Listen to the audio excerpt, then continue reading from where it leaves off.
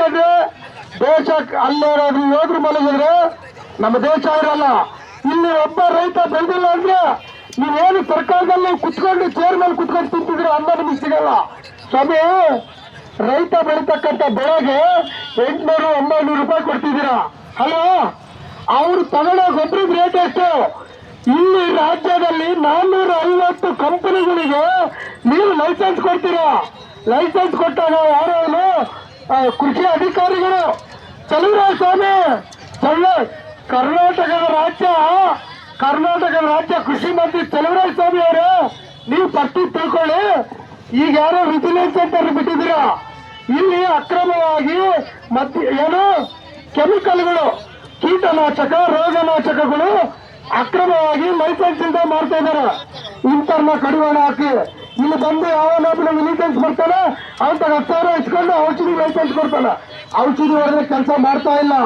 ಇನ್ನೊಬ್ರು ಯಾವನ ಬಯೋಲಾಜಿಕಲ್ ಅಂತ ಬರ್ತಾನೆ, ರೈತ ಏನ್ ಮಾಡ್ತಾನೆ, ಹೋಗಿ ಅಂಗಡಿಯಲ್ಲಿ ಔಷಧಿ ತರ್ತಾನೆ, ರೋಗ ನಿವಾರಣೆ ಆಗಲ್ಲ. ಯಾವತ್ತಾದ್ರೂ ಬಂದು ಕೃಷಿ ಅಧಿಕಾರಿ ಯಾರ್ಯಾರಿದ್ದೀರಾ ಹೋಗಿ ಅವ್ರ ಮಣ್ಣು ಚೆಕ್ ಮಾಡಿದ್ದೀರಾ? ಸಾಯಿಲ್ pH ಎಷ್ಟಿದೆ? ನಿಮ್ಮ ಭೂಮಿಯ ವಾತಾವರಣ ಎಷ್ಟಿದೆ? ನಿಮ್ಮ ಭೂಮಿಯ ಇವತ್ತು ವಾತಾವರಣದಲ್ಲಿ ಇಷ್ಟಿದೆ pH ಇದೆ, ನೀವು ಈ ಬೆಳೆ ಹಾಕ್ಬೇಕಂತ ಯಾರಾದ್ರೂ ಮಾಹಿತಿ ಕೊಡ್ತೀರಾ? ಮುಚ್ಕೊಂಡು ಅಲ್ಲಿ ಸರ್ಕಾರದಲ್ಲಿ ಜಿಂಕು, ಬೋರನ್ನು, ಐರನ್ನು, ಮೆಗ್ನೀಷಿಯಂ, ಸಲ್ಫರ್ ಬಂದಿದ್ರೆ ನಿಮ್ಗೆ ಗೊತ್ತಿದ್ದವ್ರಿಗೆ ಕೊಡ್ತೀರಾ. ಎಷ್ಟಿಗೆ ಎಷ್ಟು ಕೊಟ್ಟಿದ್ದೀರಾ? ಎಲ್ಲಾ ಸಮುದಾಯಕ್ಕೆ ಇಷ್ಟು ಅಂತ ಬರುತ್ತೆ.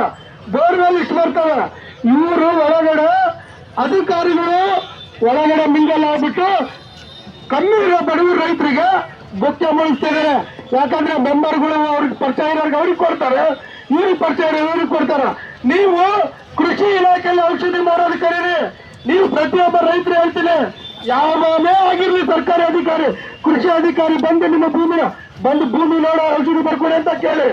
ನಾನು ಯಾಕಂದ್ರೆ ಒಂದು ಕಂಪ್ನಿಯಲ್ಲಿ ಕೆಲಸ ಮಾಡಿ ಈ ಅಧಿಕಾರಿಗಳನ್ನ ಕೇಳಿದ್ದೀನಿ, ಹೋಗಿ ಸ್ವಾಮಿ ನೀವು ಸಂಬಳ ಕೊಡ್ತಾರೆ, ನೀವು ಯಾಕೆ ಕೇಳಲ್ಲ ಅವ್ರನ್ನ? ಭಾರತ ಈ ಔಷಧಿಗೆ, ಈ ರೋಗಕ್ಕೆ ಔಷಧಿ ಕೊಡೋಂತ ಕೇಳಿ. ಅಲ್ಲಿ ಕಮಿಷನ್ ರೇಟ್ ಜಾಸ್ತಿ ಆಗಿದೆ. ದಯವಿಟ್ಟು ರೈತರು ಹೇಳ್ತೀನಿ, ಯಾವುದೇ ಒಂದು ಪಕ್ಷಕ್ಕೆ ಸೀಮಿತರಾಗಬೇಡಿ. ನೀವು ಪಕ್ಷಕ್ಕೆ ಯಾರಿಗೂ ಸೀಮಿತರಾಗಬೇಡಿ. ಇವರು ನಿಮ್ಮನ್ನ ಯುಟಿಲೈಸ್ ಮಾಡ್ಕೊಂತಾರೆ, ಉಪಯೋಗಿಸ್ಕೊಂತಾರೆ. ನಿಮ್ಮದೇ ಆದಂತ ಒಂದು ತತ್ವ ಸಿದ್ಧಾಂತ ನೋಡ್ಕೊಳ್ಳಿ. ಹೋಗಿ ಕೃಷಿ ಅಧಿಕಾರಿ ನಿಮ್ಮ ಊರಲ್ಲಿ ಗ್ರಾಮ ಪಂಚಾಯತಿ ಯಾರೋ ಇರ್ತಾನೆ, ಬಾರಪ್ಪ ನನ್ನ ಭೂಮಿ ಹುಳ ಇಷ್ಟು ಬಿದ್ದಿದೆ, ಏನ್ ಹೊಡಿಬೇಕು ಬರ್ಸ್ಕೊಂಡ್ರೆ, ಕೆಲಸ ಮಾಡಿಲ್ಲ ಅಂದ್ರೆ ಅವ್ನ ಮೇಲೆ ಕೇಸ್ ಹಾಕಿ ಅವ್ನು ಕುತ್ಕೊಂಡು ಸಂಬಳ ತಗೊಂತಾನೆ. ಜಿಮ್ ಕೊಡ್ತೀನಿ, ಒಂದು ಪಾಡಿ ಕೊಡು, ಎಷ್ಟು ಕೆಜಿ ಕೊಟ್ಟಿದ್ದಾರೆ, ಯಾರಿಗೆ ಎಷ್ಟು ಕೊಡ್ಬೇಕಂತ ಯಾರಿಗಾನ ಹೇಳ್ತಾರೋ 50 ರೂಪಾಯಿ ಇಸ್ಕೊಂತಾನೆ. ಯಾಕ್ರಿ ಕೊಡ್ತೀರಾ? ಪ್ರತಿಯೊಬ್ಬ ಕೃಷಿ ಅಧಿಕಾರಿ ಬರೀಬೇಕಾದ್ರೆ ಈಗ ಹೇಳ್ತೀನಿ ನಾನು, ಎಲ್ಲಾ ಗೊಬ್ಬರದ ಅಂಗಡಿಗಳಲ್ಲಿ ಮಿಂಗಲ್ ಆಗಿದ್ರೆ ತಿಂಗಳಿಗಿಷ್ಟು ಅವನಿಗೆ ಅಪ್ರೂವಲ್ ಕೊಡ್ತಾರೆ. ನೀವು ಅವನ್ನೆಲ್ಲ ಪರಿಶೀಲನೆ ಮಾಡಿ ಬಿಲ್ಗಳು ತಗೊಂಡು ಇಟ್ಕೊಂಡು ಕೇಸ್ ಹಾಕ್ಬೇಕು. ಏನಕ್ಕೆ? ಭೂಮಿ ಏನಾಗಿದೆ, ಭೂಮಿಗೆ ರಾಸಾಯನಿಕ ಗೊಬ್ಬರ ಕಡಿಮೆ ಮಾಡಿ ಅಂತ ಇದಾರೆ. ಮಾಡೋಣ, ಬಂದು ಹೇಳ್ಬೇಕಲ್ಲ ಏನಾಯ್ತು ಅಂತ. ನೀವು ಔಷಧಿ ಚೆನ್ನಾಗಿ ಹೊಡೆದಿಲ್ಲ, ಕೃಷಿ ಅಧಿಕಾರಿಗಳು ಹಿಡ್ಕೊಳ್ರಿ, ಎಲ್ಲಾ ಕೆಲಸ ಆಗ್ತವೆ. ಆಮೇಲೆ ರೈತರು ಬೆಳೆದಿರೋ ಬೆಳೆಗೆ